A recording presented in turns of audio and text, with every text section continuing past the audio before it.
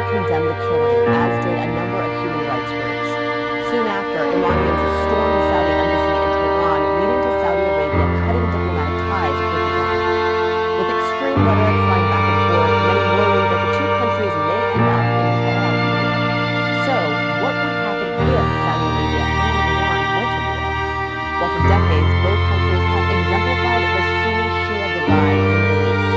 Since 2015, they have fought a proxy war in Yemen, with Saudi Arabia and the U.S. supporting the former Yemeni government and Iran supporting the rebel faction. In the event of an actual direct conflict, however, the landscape could be very different. Both countries are massive and are only separated by a few miles of Persian Gulf.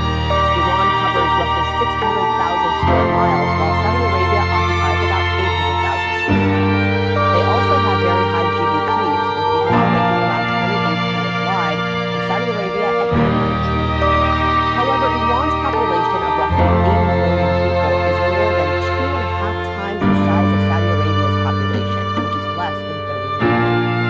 So how does this translate into an actual conflict?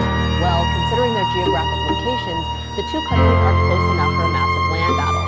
In this regard, Iran could potentially demolish Saudi Arabia with more than 2.3 million available military members compared to roughly